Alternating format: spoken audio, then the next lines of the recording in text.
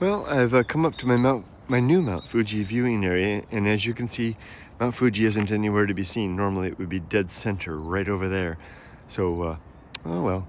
These are the mountains that are the front of the Southern Alps, which are further back. My hiking and exploring takes place back there. Hopefully I'll get back to it soon. But what I wanted to show you as I walk home, this is a new construction site. This house is being built. This lot has been vacant for decade. I mean, more than a decade. I remember when this lot was available when I lived here before. And I thought, what a marvelous view it would have.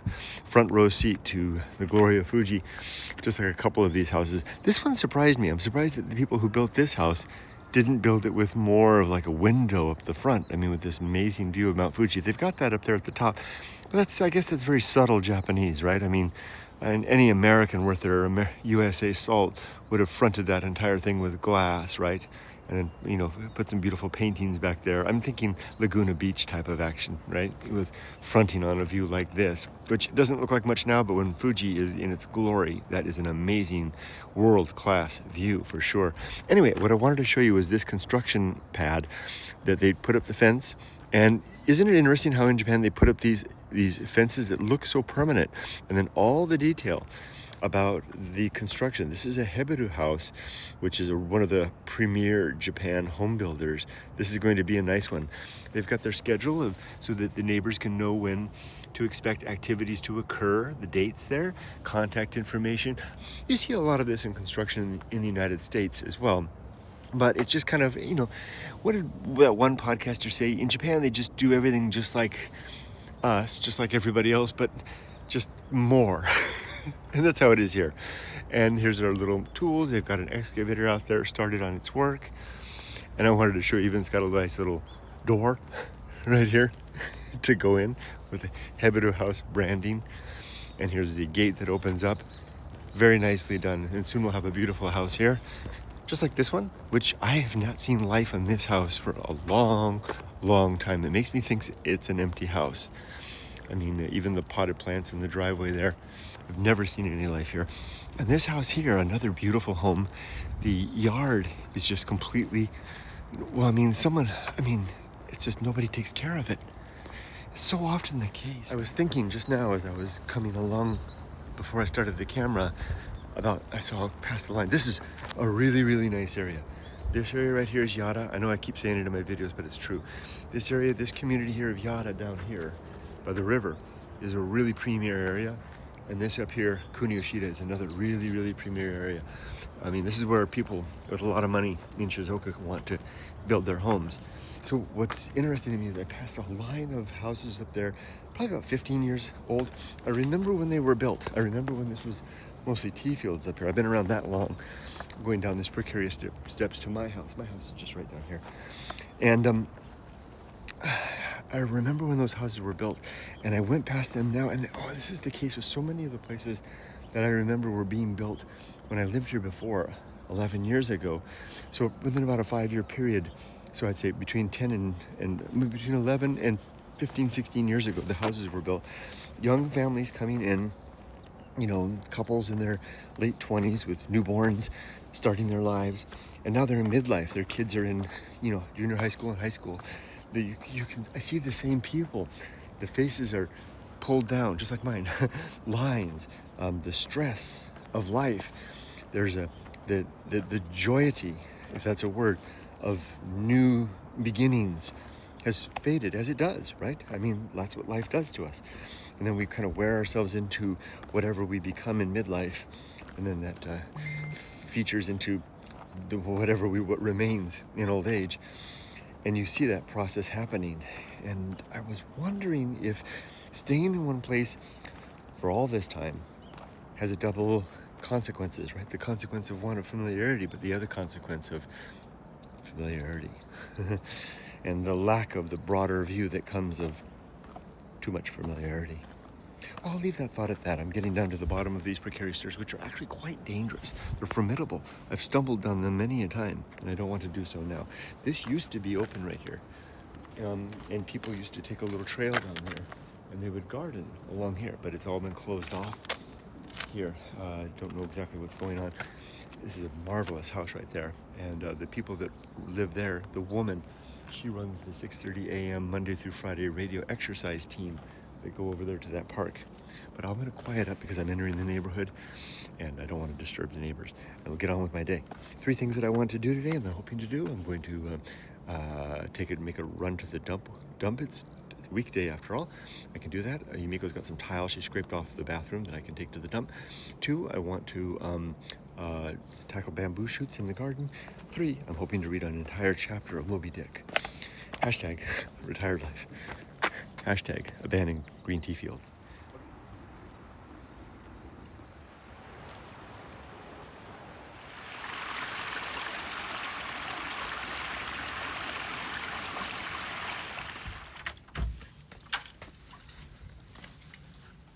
There's a little detail to note at the edge of this house here, which is pretty much always boarded up. This is the end tile on the roof. It's called an onigawara, or ogre face tile. Do you see how it's fallen over? Just those little hints of decay and forgetfulness or neglect that nobody really cares anymore. Like the fact that the windows are never open, always the shutters are closed. And someone does live here.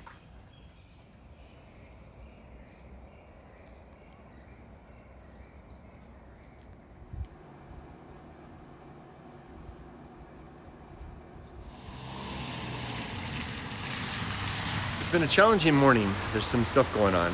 I'm not at liberty. Doesn't involve me. It involves people in my sphere, and kind of took the wind out of me. Lunch is done, so I'm back on my feet. I'm at a flower shop it's a nursery that my wife's friend from school owns. It's kind of run down. It's got a kind of a run-down charm to it. I want to get a flower for that pot that I put in the garden to kind of bring some further character and life to it. This is my favorite flower in the whole world. I don't know what it is, but it's always been my favorite. I'm going to get this. And I was thinking maybe these are nice, Mama. Meet them. Yeah, they are. Yeah, I think I'm going to get this to start with. And I just discovered this enormous, extensive greenhouse with indoor plants. This is really, really nice. I love this place. It's pretty good price. That's a really good price. 1,200 yen. So that's 2,200. oh, 2,200 yen. Still a good price. So $15 maybe. And they got all kinds of stuff going in back too. Whoa. Looks well. If you can get back there, you're gonna need a machete Whoa. to get back there.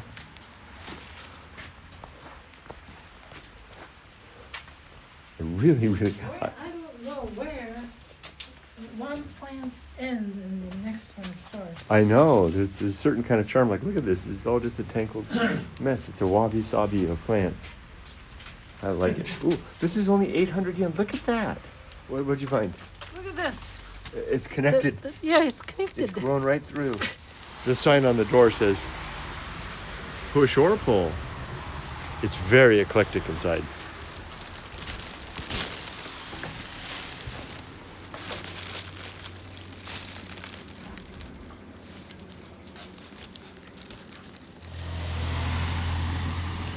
Today has been mostly a difficult day. I mentioned before that I had some news from someone in my inner circle that is having some challenges, and actually 2 people, and separate incidents. And it's tough when people in your inner world are having a hard time. And in the one case, there's nothing that I can do, and in the other case, there's limited things that I can do, and I'm doing those things. But, when empathy kicks in, which, is the real... Well, empathy probably isn't the right word. I think that word gets used too much to mean too many things. I don't feel the pain that these people are feeling. It's not sympathetic pain, but it is more like... It's not empathetic pain, it's more sympathetic pain. I feel for the situations. And I can do what I can, and I am. Yet, so it's not unexpected that I would, have a kind of a reaction in that way. And it's a sobering experience, sobering me up from this experience of being retired, which isn't all fun and games. It's challenging, as I've related in many of these videos. there's something else that I've come to realize, because as I was exploring my thoughts after the morning of interactions and deliberations, exploring deeper thoughts, particularly walk with my wife. We have good talks when we take dogs for a walk, and it's a dreary, rainy day. And I shared with her, what's going on, and we talked about it. And Yumiko has a good way of helping to catalyze my reason. I'm on to something else. I'm not going to share with you the details about the other things. They're their own people, right? They've got their privacy. Just to let you know that, that's having an impact on me and my wife. But this other thing, I can share that with you because that's more personal. But I'm headed out to the garden now to plant a flower. We got the nursery in a flower plant in that pot that I got in the rain. So I'm dressed for it, and then I'm going to work on the bamboo. And then maybe I'll be in a position to share my further thoughts on that. But would you look at little Rudy? Oh my goodness.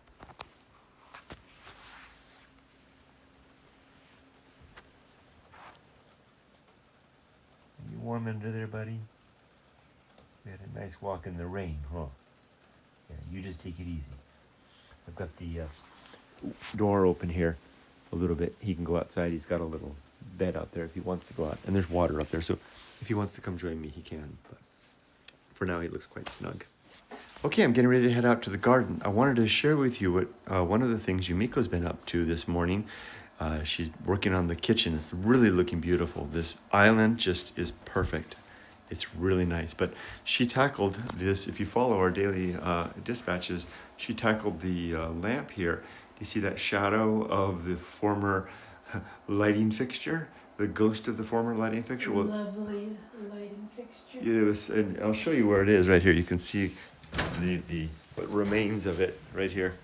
You see this horrible contraption here. It had that cover on it, which seems to be popular throughout the house, this style. It was really a mess. Well, Yumiko got up on the ladder and mostly took it all down herself. She needed asked me to help with one screw that was kind of stuck, so we drilled it out and got it out and replaced it all by herself. And you cinched up the cord, right? To take up a little space? To shorten it. Shorten it. Okay, so it's great. So even I can walk here and don't bang my head. Very nice. But let's take a closer look at this island. This looks really good. Now you've got you see, we got the power hooked up too. Yep. Good. So she ran the power from here down here. So we have the toaster oven that's accessible down here. I have to tidy up the cord. Right. Aren't those little floor runner things that you can put on top of it or something? And then you got the mat here to keep the feet going. She got her YouTube going. She's doing stuff in the kitchen. Rudy there's Ollie demanding something, attention. But looking good, Mama. And then I moved the appliance over there, and I'm testing the oven right there. oh, you're baking Making something. Muffins. That's what it smells so good. Wow, I thought it was your perfume or something. Muffin perfume. So weird. That looks good. Oh, wow. And tell us about this range. It's a combination microwave and an oven, right? Yeah. So, I'm using the oven right now. nice. That holds up. Nice. So, Doesn't heat up too much. oh, I see. The heat has to disperse around. Right. Got it. And I want to get a hole saw Mm-hmm. and make holes for those cores. Oh, because you've got them going through here. These are the electrical cords, the extension cords we got yesterday. Do the proper wattage for. We've got to make a hole like through here, through the back. Mm-hmm. Oh, I see. Maybe a trip to Jumbo Encho or Kynes to do that. Yeah. All right. And looking good. So that's going. You've got the rice cooker combination bread maker. No. What? It does some. Pressure cooker. Pressure cooker. It's going ready too. All right. Well, look at Rudy. He's still moist. All right. And Ollie's so needy. All right. I'm going to head outside and tackle some bamboo and plant a plant. I forgot to add cinnamon. I knew I was forgetting something. But isn't cinnamon one of those things in life that you can just always add after the fact? No. No? Okay. I'm sure it'll be delicious nonetheless. Right, Rudy? Shoot. Okay, good job, Yumiko. The kitchen's looking great. And I can't forget the. Did we show you guys already? It's already upstairs. Yeah, I showed you the housewarming gift we got from her brother. Okay, there's my boots out there, and it's that time of the season now. I need to double check that there's no mukade, no giant centipedes in my boots. Let's go out to the garden.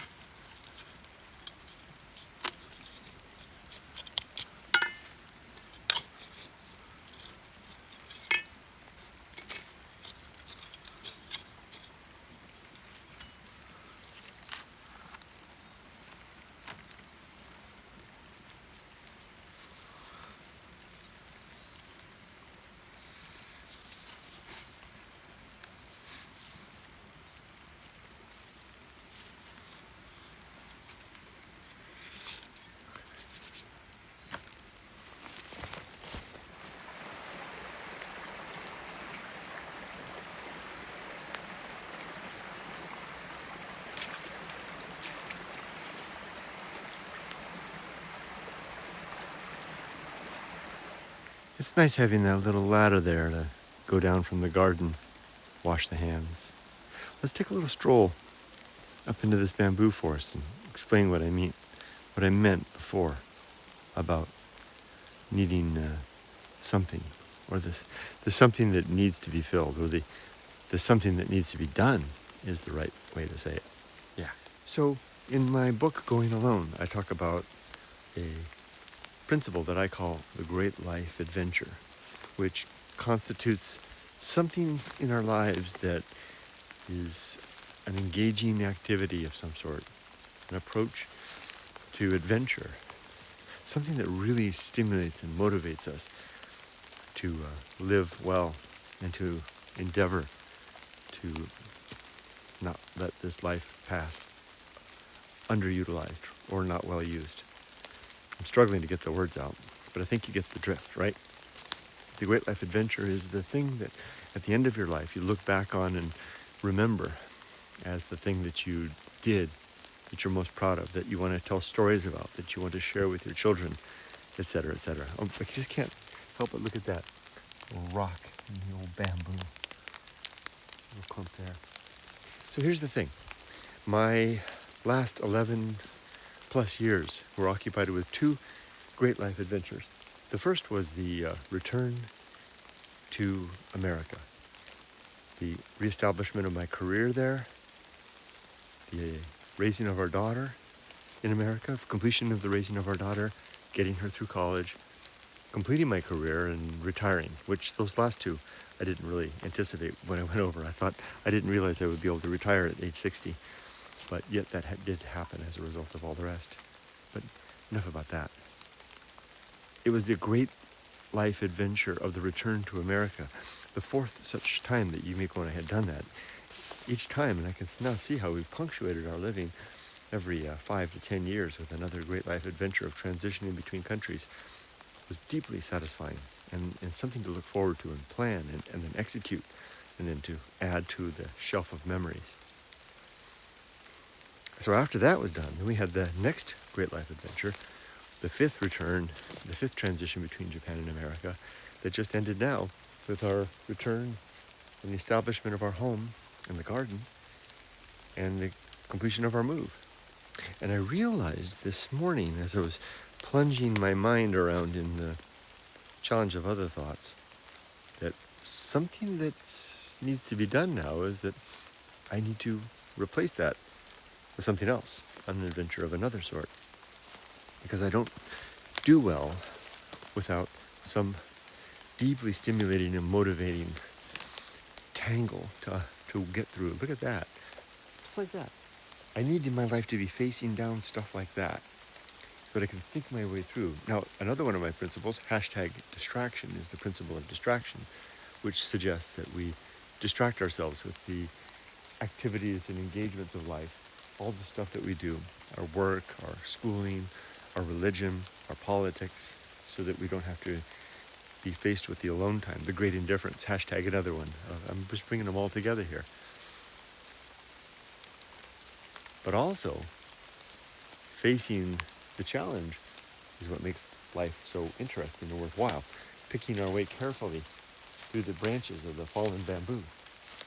I have a feeling this little forest behind my house is going to become more than adventure, but metaphor for my continued explorations in the mind.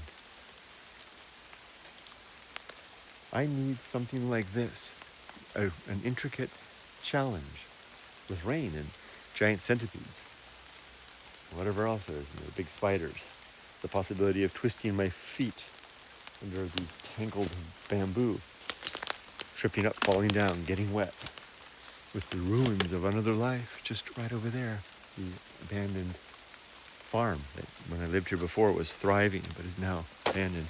But do you see how I've already picked my way with just a few distracted steps into the forest? I can see residue of the farm. It looks like an old car door over there. There's a tank over there from something.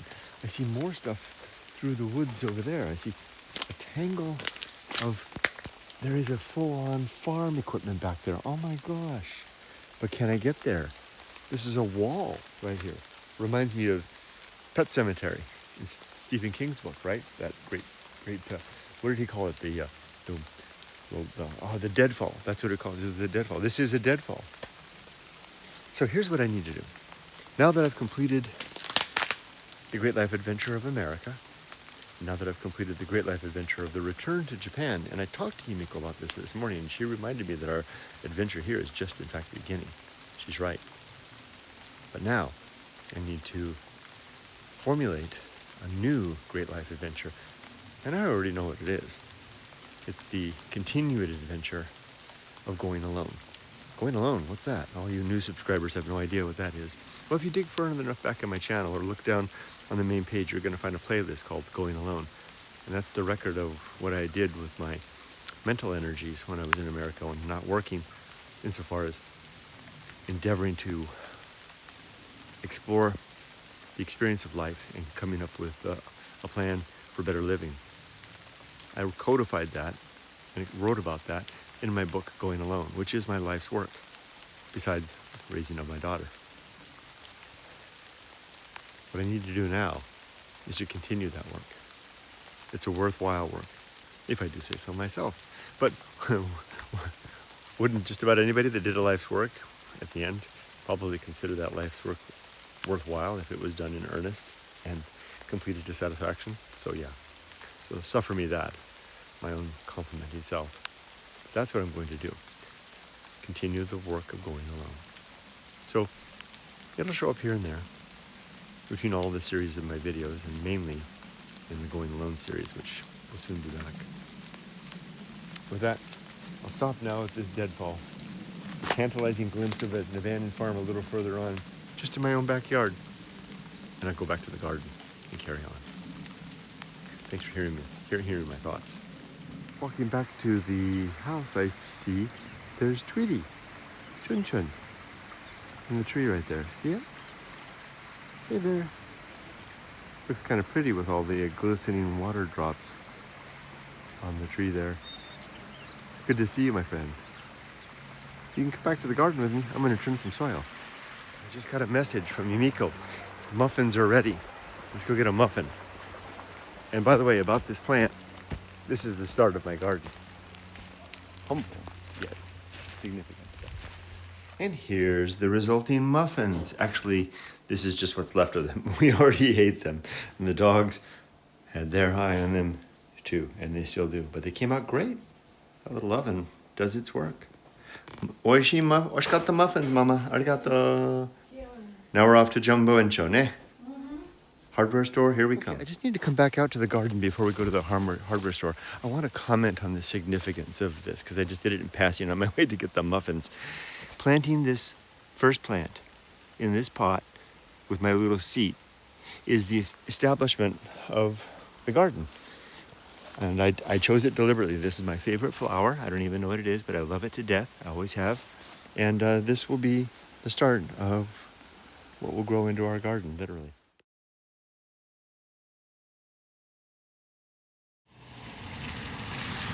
We're at Jumbo Encho, specifically to look for items that can help provide a heat-resistant finish. Okay, we're home. Yumiko's feeding the dogs, and I'm gonna go out and take out at least one bamboo stump. Nani?